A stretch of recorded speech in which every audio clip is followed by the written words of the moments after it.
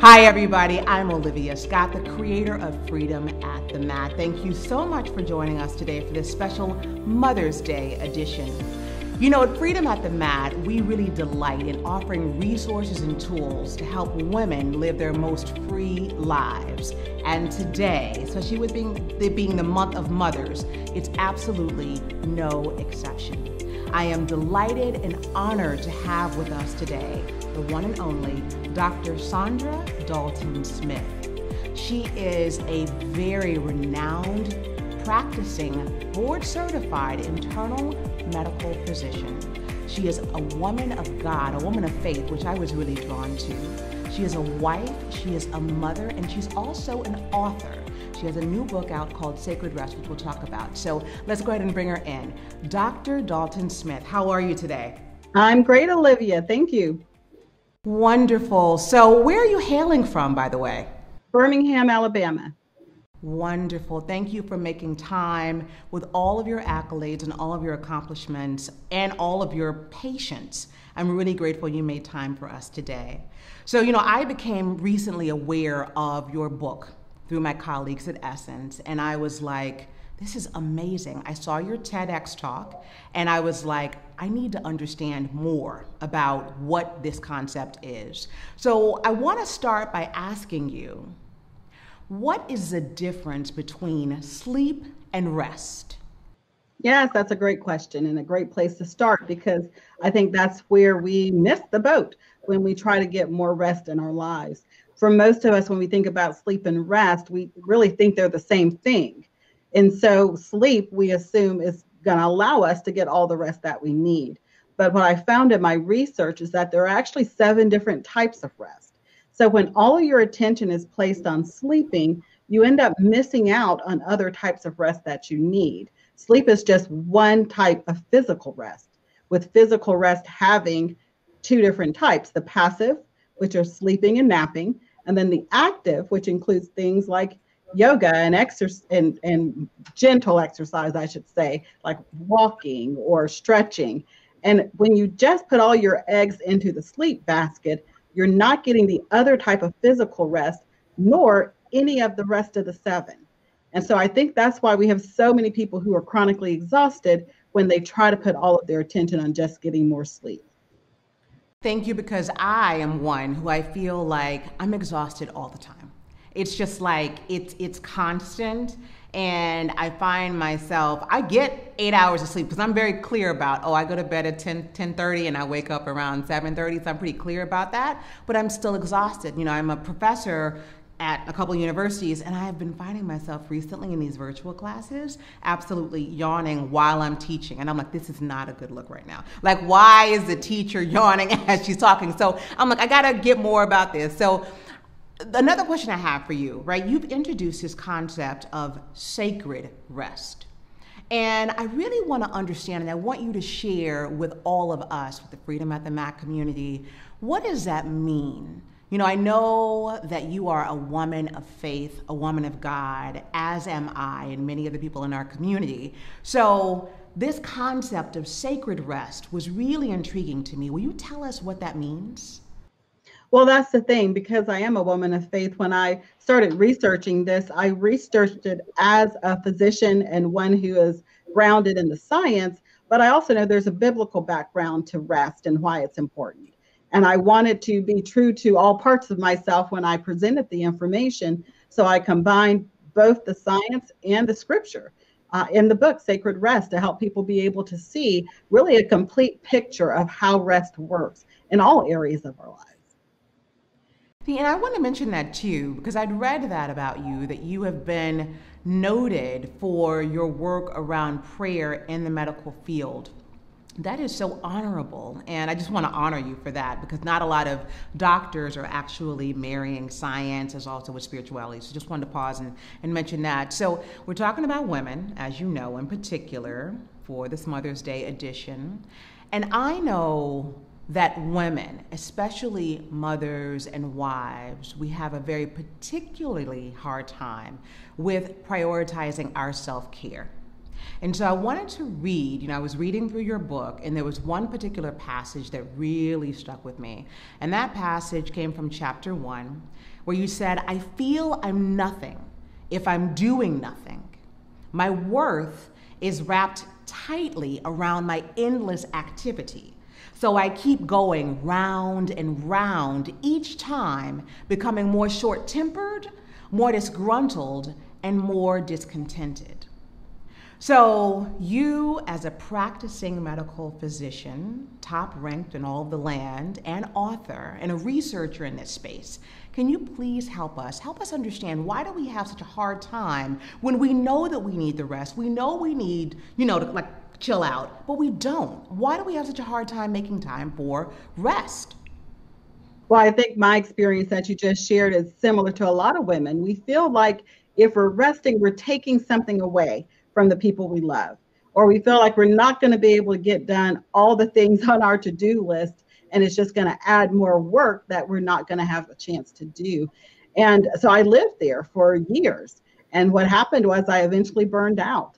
And I think that's the truth that we have to get to as women, is that we can do that. Most of us are already accustomed to producing while burned out. So we have a lot of women who are burned out through their home life, through their work life, personal and professionally burned out, but they're still producing. They're still getting the groceries done. They're still getting the laundry done. They're still doing all their responsibilities, but they're not happy. They're not satisfied. They're just producing from a place of emptiness. And I think that's what we have to realize, is that producing from emptiness is really not giving the people you love your best. And it's really not serving you as well. So in your research and in your work, have you found that there's a point before we burn out where we can say, you know what, like any indications of burnout about to come around the corner? Because you said that, you reached that point of burnout, which is what made you create this whole concept and write a book around it. But is there like an indication for anybody who's watching right now and you're just like, I'm getting to that point right now where I'm about to like max out, that you might know of? Absolutely. And that's really where the whole restquiz.com concept came from, because those were the questions that I ended up having to ask myself to identify that I was in a state of burnout. And a lot of those end up being things like unspecific body aches and pains, difficulty memorizing things, hard time concentrating, what some people consider brain fog, not enjoying the work that you do. So you're busy staying active, but you find no joy or pleasure in the work that you do. You may be seen as successful within your realm of influence, but you go home and you're like, why am I even doing this? When you start losing kind of the purpose and the joy behind the work that you do, you're leading towards burnout. Perfect. Now, you'd mentioned this rest quiz, which I was going to get to because I took this restquiz.com last week, and it was really valuable for me to understand the areas in which I need to have more rest. Will you please reveal to the community, what are those 7 types of rest that you identify in your book? Yeah, so the 7 types are physical, mental, spiritual, emotional, social, sensory, and creative. Okay. Can you delve into just 2 of those? Like when you say spiritual rest, I'd like to hear more about that one. And then you choose the second one that you want to delve into, perhaps the one that's most popular. Sure. So spiritual rest specifically deals with how we relate to God and the world. And so we're looking at how we feel connected to God, not just on a religious standpoint, because there's lots of different religions out there, but specifically with that relationship aspect of spirituality, feeling connected, feeling loved, feeling as if you belong. And even people who don't necessarily have a faith-based system that they believe in need spiritual rest, because we all need to feel as if we belong. We all want to feel connected with others. And so that's what's at the root of spiritual rest, that kind of interconnectedness with God and with others. And then the other type of rest I would probably bring to light, particularly with moms, is emotional rest. Because emotional rest for a lot of women, especially if you are with kids, you have a tendency to not share all of your emotions because you're not wanting them to have to deal with your emotional load and your emotional feelings at the time. But the problem with that is when we hold on to those emotions too long, or we try to mask them so that other people do not have to deal with our emotional baggage, what happens is that we start getting unrested. In other words, we start feeling this pressure that it's not okay to truly be myself, to be authentic, to share what's really going on in my life. And that's its own level of stress. Trying to mask or put makeup on our emotions so that other people can easily digest it is stress in itself. And so women need to understand the importance of being able to be emotionally vulnerable with someone. It doesn't have to be everyone, doesn't need to be all on blast all over social media, but there needs to be someone in your life that you can say when you're not okay, when you're stressed, when you're anxious, when you're depressed, when you're going through trauma, whether that's a counselor, a coach, a therapist, a friend, a pastor, you get to choose, but somebody needs to be there for you to have adequate emotional rest. And so, just by having talk therapy, which I have every Wednesday night and I love it, right? Or just by talking to my friends or my husband or anybody that I'm talking with, that gives my emotions a place to land versus keeping it within. That's emotional rest. Absolutely. And on top of that, that you're mentioning, because some of these rest types are interwoven together, because particularly emotional and social rest sometimes can you can get both at the same time. Social rest is the rest we experience around people who don't need anything from us. Okay. Most of our time is spent with people who need things from us, our kids, our spouses, coworkers, clients. So they're socially pulling from your energy, negatively pulling from your social energy. Doesn't mean they're negative people. It's just how they're pulling on your resources. We have to have those people in our lives that don't need anything from us. We just enjoy being around, and we get filled back up by being in their presence. And so it sounds like you're actually getting some of that as well when you're with those people. That is like, I just want to pause because that makes me so excited, because now it makes sense to me. There was a woman I met years ago. She was a pretty high-fangled woman, and I said, listen, I just want to hang out with you. I have no agenda for this meeting.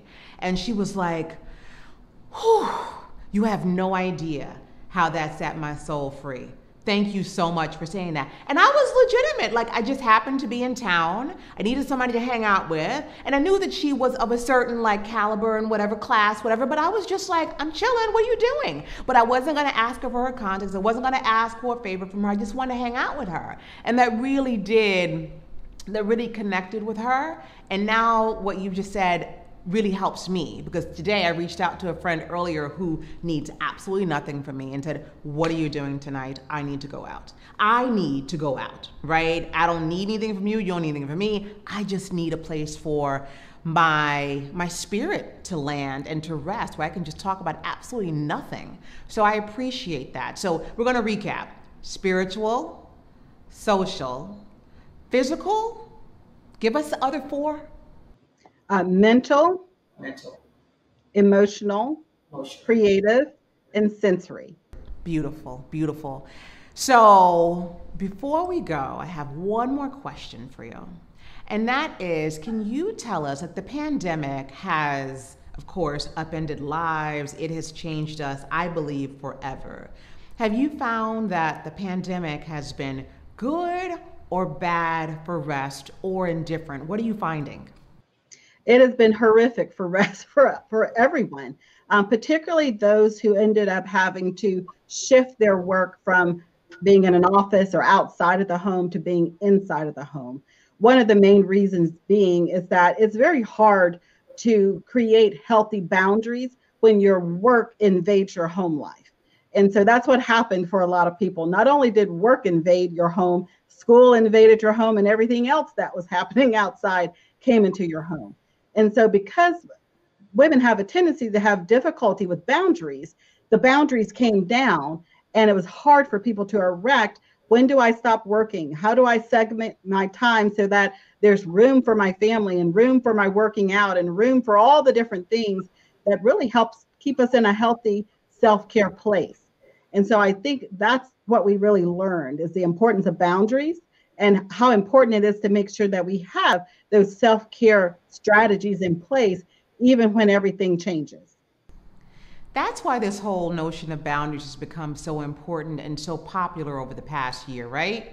Yes, because work-life integration, when we talk about that, when that whole term first came up and the research started, it was about work-life integration with people going to work and then integrating this time away from home with the need to get enough family time. Well, the pandemic threw it all in one basket together and said, deal with it. Right. Right. The kids, the work, grandmama, everybody had to be dealt with at the same time in the same space. So, Dr. Dalton-Smith, again, I want to thank you for joining us today. I know that you have this wonderful book, which is entitled Sacred Rest, Recover Your Life, Renew Your Energy, and Restore Your Sanity. Where can we find this book? And also, where can we learn more about you and your practice? Yes, well, the book is available wherever books are sold, Amazon, Barnes and Nobles, all the places. And my work can be reviewed and learn more about me on my website at ichoosemybestlife.com. It also includes a link to the rest quiz there as well. Awesome. And what I will offer everybody is that Dr. Saundra Dalton-Smith, while she is being very humble and she's here with us today, she is very reputed. I mean, she has been on MSNBC, she's been across several magazines, and she also has a really amazing TEDx talk. If you want to Google that TEDx talk, she goes more in detail about the specific types of rest. I invite you to get the book, like me, but I also invite you to learn a little bit more and hear more from her as we support her, as she supports us as women in getting the sacred rest that we need all month long. Happy Mother's Day to all of the women as we celebrate. Thank you again, Dr. Saundra Dalton-Smith. May God be with you, and may God be with everybody in the community.